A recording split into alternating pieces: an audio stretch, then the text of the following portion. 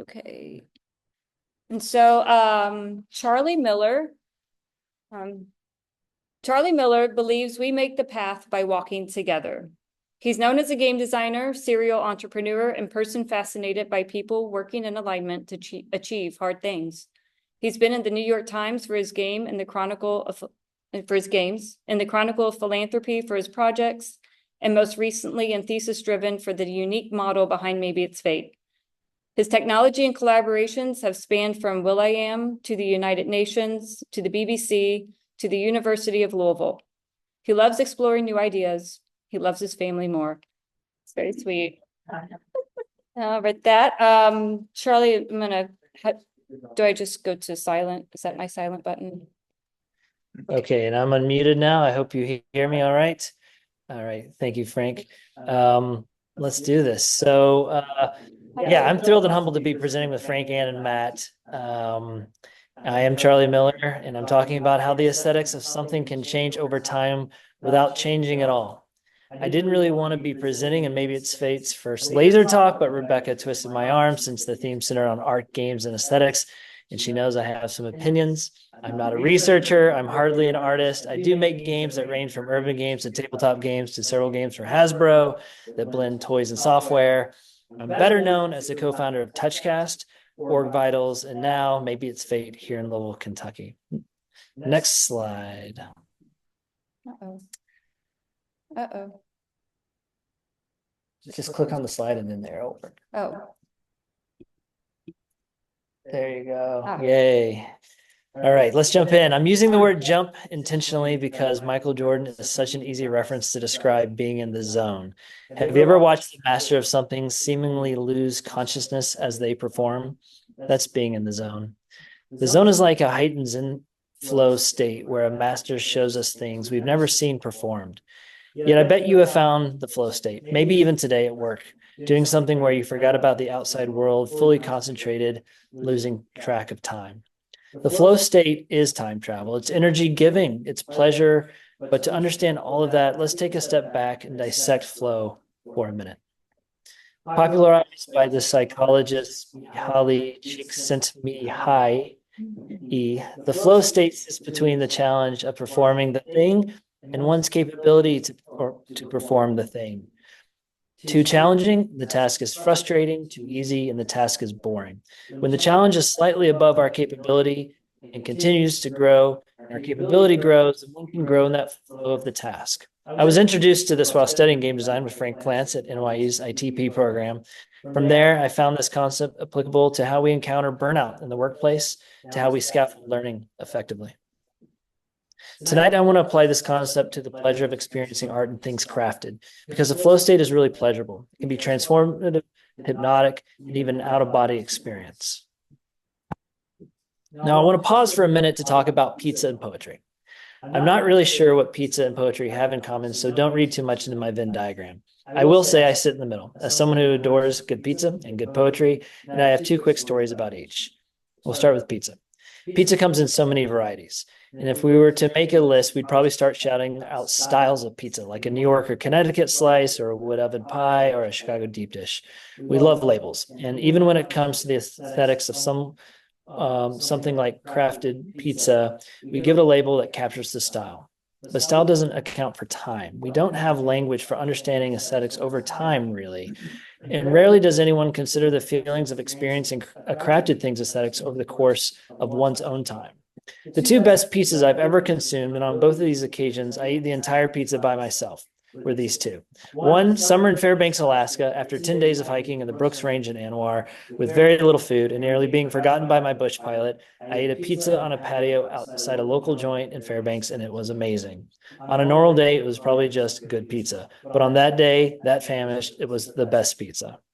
The second best pizza I had was in the middle of nowhere, Bolivia. It was called Minuteman Pizza, started by a guy from Boston in the middle of Bolivia, outside the salty desert, Salar de Uyuni. I was packed into a Range Rover for 3 days, crossing the desert, eating cold, wet noodles with ketchup at 15,000 feet altitude. Entering Minuteman Pizza felt like a dream, a mirage, like a cruel joke where I was going to snap out of the dream and be looking at another plate of cold, wet noodles. Yet it was very real. I ate a large thin crust pizza and a slice of chocolate cake, and I was ready to die happy. Pizza at 15,000 feet altitude shouldn't be good, nor should a guy from Boston even know how to cook pizza at 15,000 feet altitude, where the only available ingredient is an abundance of salt. Now, on poetry. I was a poetry major at Kenyon College, which is a place that does poetry like Ohio State does football. In my first English class, Professor Mason challenged us to critique the aesthetics of two poems blindly. No context, no poet's name, just words on 2 pages. He asked us which one is better. Everyone raised their hands for the obvious one of high language, diverse rhythms with opaque meaning. And as a contrarian, I had to pick the other one.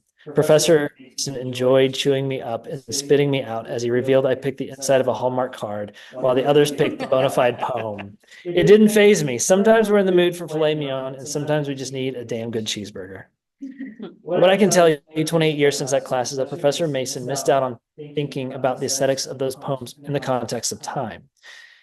Who you are, where you are, alter the aesthetic experience. Taking the whole experience, not just the style or the immediate feeling, but getting into the thing, sometimes rediscovering the thing. The experience and feelings change as your perspective changes. You see and feel new things when you watch the film or read the book for the second time. Getting into the flow state while painting with a song on repeat has you understanding something about the music far beyond the lyrics or melody.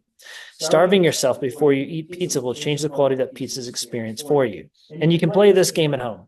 Order the most expensive pizza you can find. 1 minute before you dig in, brush your teeth.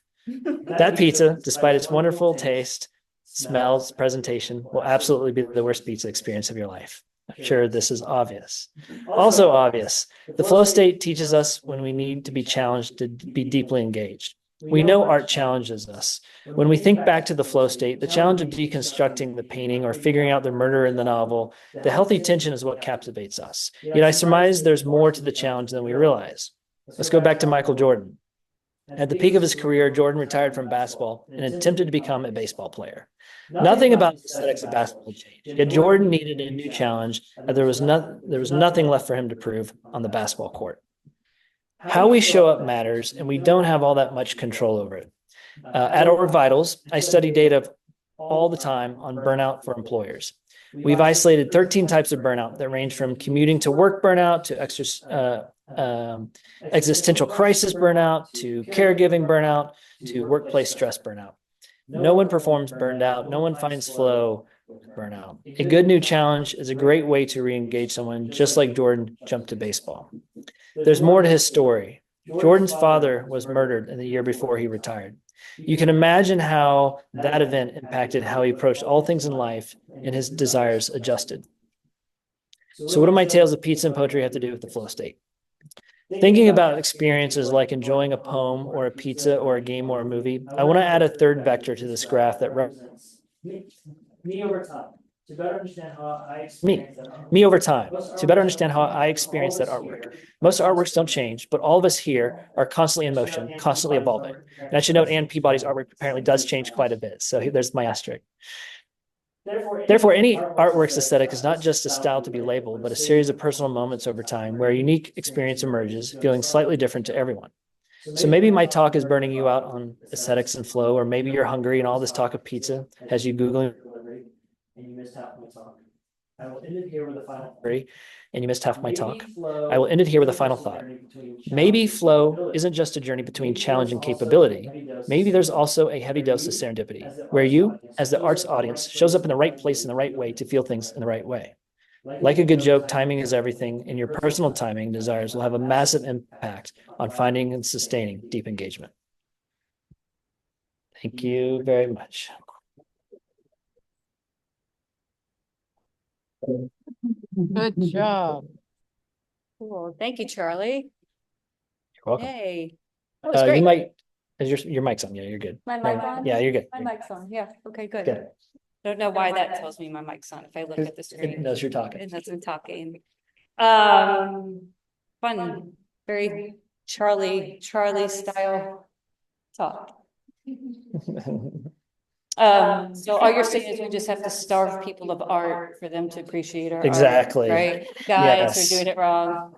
Take it down. No, I'm kidding. Yeah. Any questions, thoughts, audience?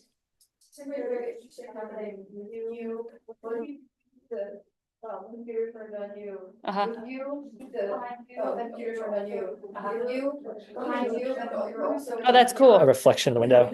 Oh, that's cool. Right after hands talk. Yeah. Serendipity. Serendipity. I'm hearing a lot of reverb.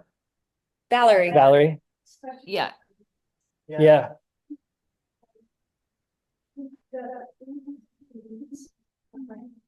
Frank Lance. I really wanted to ask him that. Mhm. How he never uses any architectural terms whatsoever in his descriptions. Like you would think the procession, the timing, tempo, Sure. space, why aren't those terms like we learned or are they? I mean, do they study? Yeah, we do study architecture. I know Frank's still on here, so feel free to like unmute Frank if you want to talk. But yeah, I think game designers think about architecture a lot. I mean, we literally call it level design, and it's almost like we're not only architecting maybe the software behind the game, but we're creating the artifacts within each level. And when we think about the flow state, it's almost like we're designing those steps. So it's like the scaffolding of learning to make sure we're making this game just challenging enough to keep the person really excited about taking that next step in their own capabilities to figure this out. And then we're going to give them even harder level. So there's that. And then there's the third piece, which is within these 3D games. We're absolutely thinking of architecture. But one thing that's emerged in my lifetime that's so exciting is that we no longer actually have to design the architecture ourselves. So many of these games now are generative. Right, you put in these rules and logic for the architecture, but that way the world space is endless. It's always unfolding in front of you, like Minecraft. And that's also kind of mind blowing because now, even as a game designer, I'm discovering my own game as I'm playing it. As we enter the world of generative AI, we're now seeing this generative landscape everywhere. And that's kind of a whole nother conversation for another time. Frank, anything you want to add to that? No, I mean, I agree. I think architecture is perhaps the closest design discipline to game design, because in both cases, well, first of all, there's a really tight coupling between engineering and aesthetics in both examples. That an architect has to think about material science and the mathematics of force, and has to understand how buildings stand up or fall down. And there's a similar kind of engineering aspect to a lot of game design. And then also in terms of like, an architect is often thinking about a building's profile and what it looks like, what's going to look like in a photograph. But more than that, they're thinking about what is it like to experience, to live in, and to be inside of, and how does it shape people's experiences as they move through it. And so that is something that the game designers think a lot about as well. I have a question for game designers. This is Karen Cassidy. I can't.